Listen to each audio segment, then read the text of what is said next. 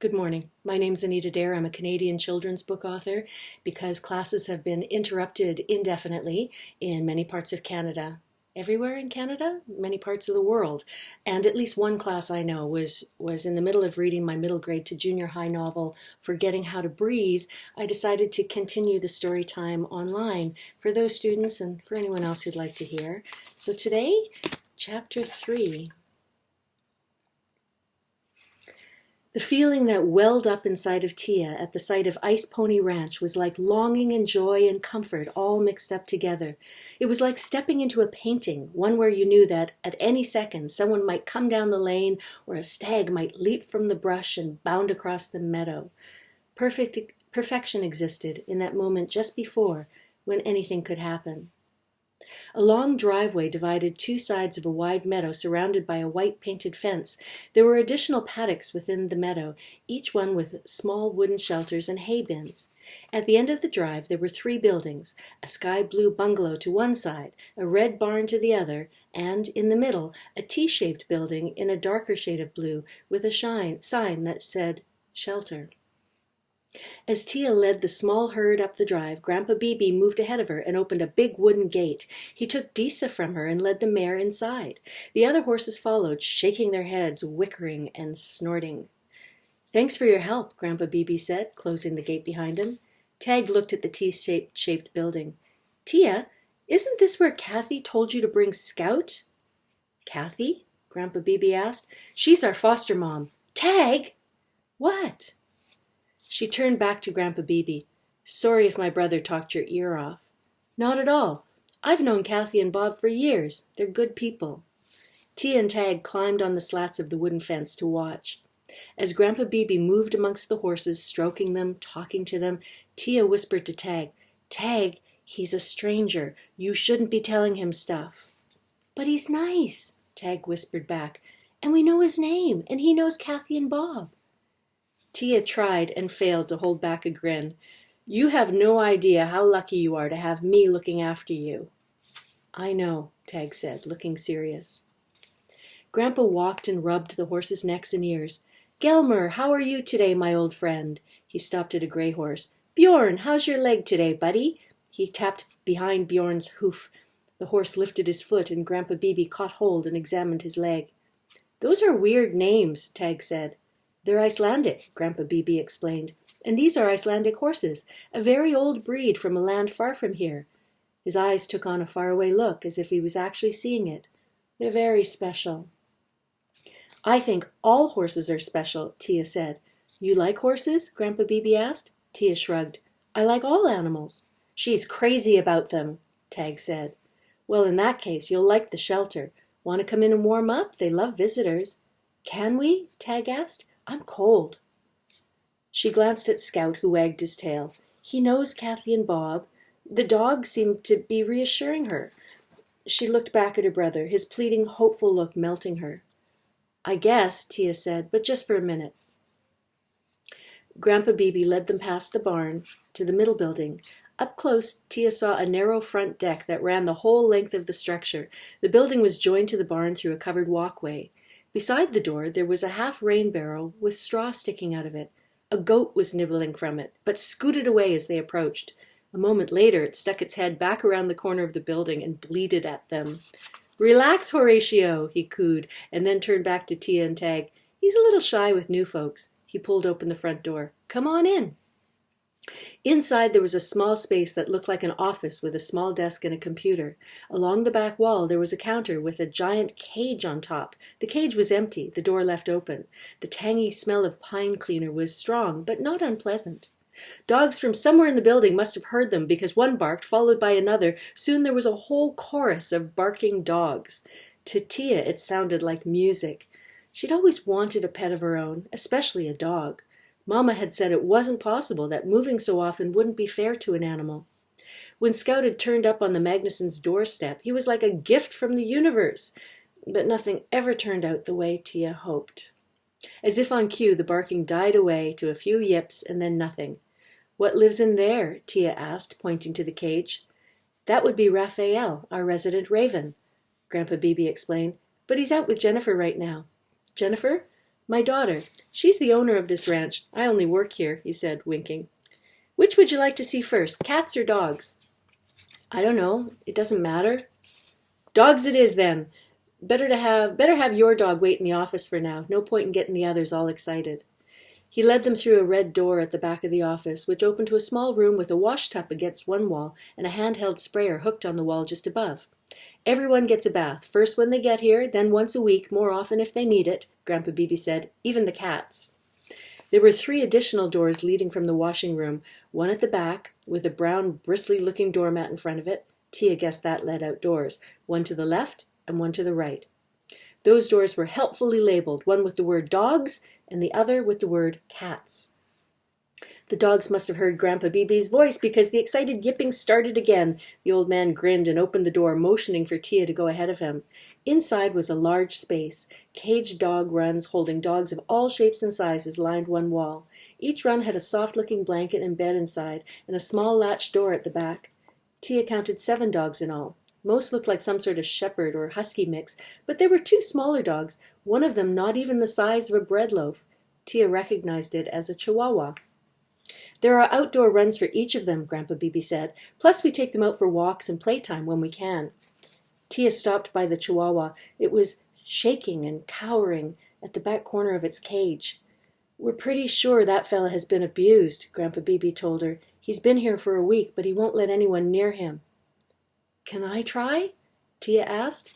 Grandpa Beebe pooched out his lips.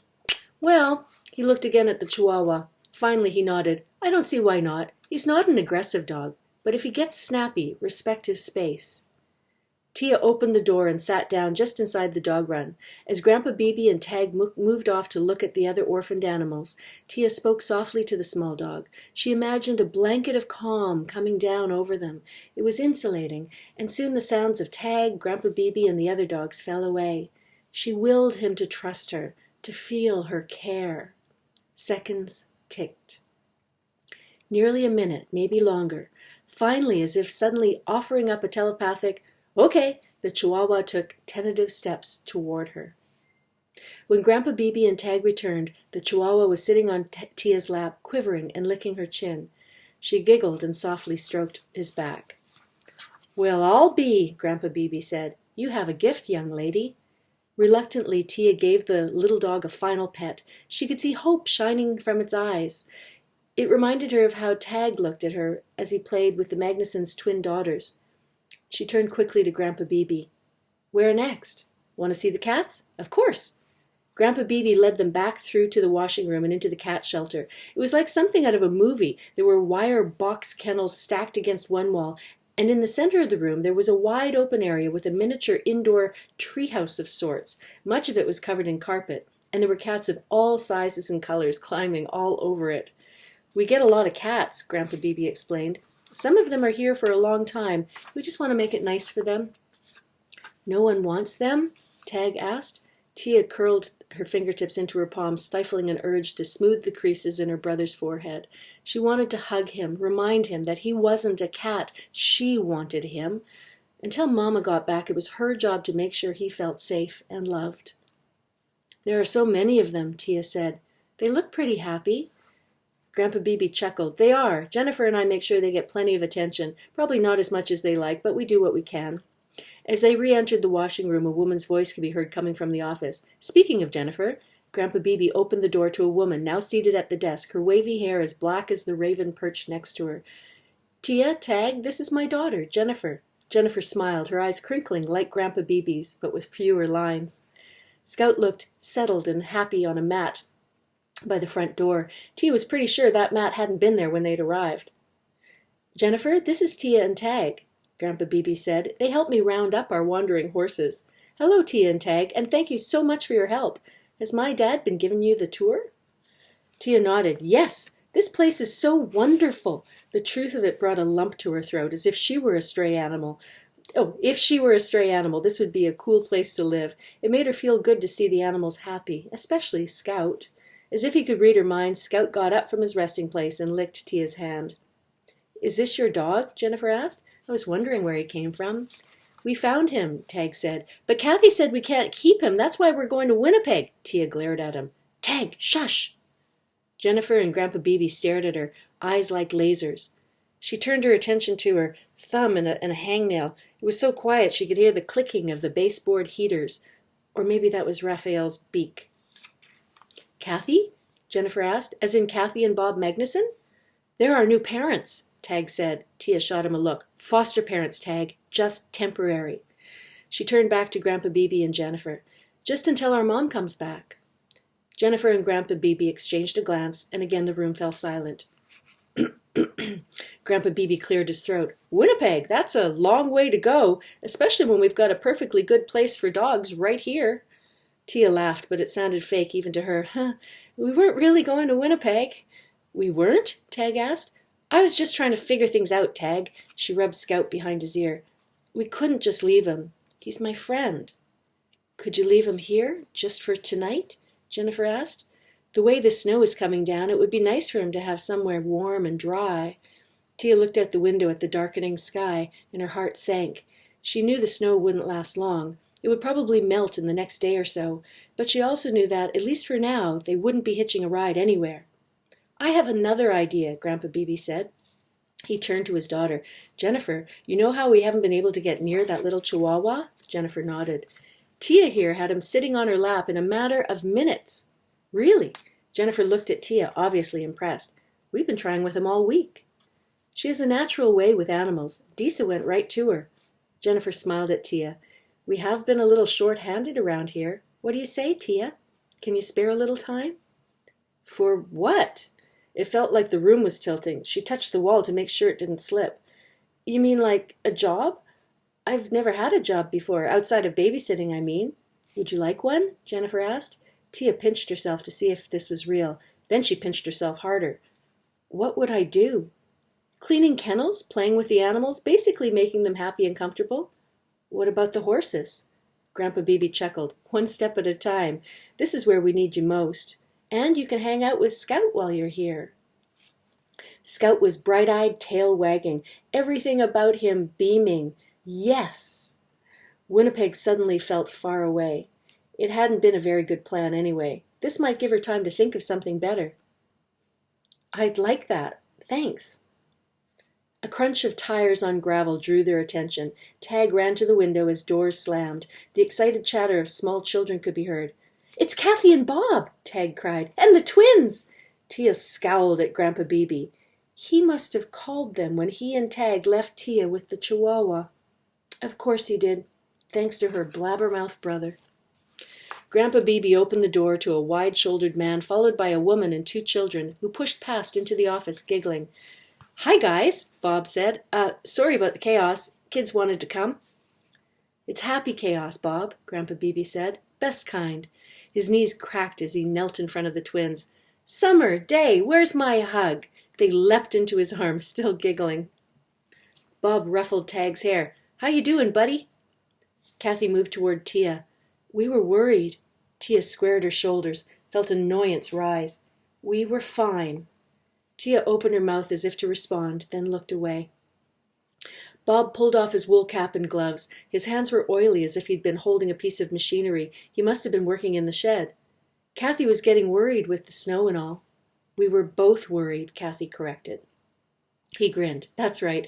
Anyway, we're glad you're both okay.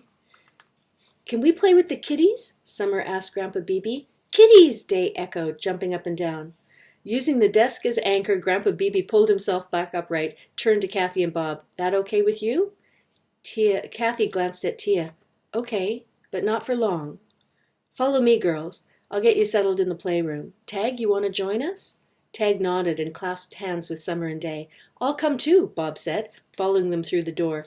As the door closed, the chattering and giggling faded, and Tia could once again hear the clicking of the baseboard heaters. Definitely not Raphael's beak. Tia braced herself for a scolding. Kathy took another step toward her. Tia, I got a job, Tia blurted. Oh, that stopped her. Kathy looked from Tia to Jennifer. A job? Jennifer smiled. Why don't I get us some coffee? End of chapter 3. Chapter 4 tomorrow. Have a good day.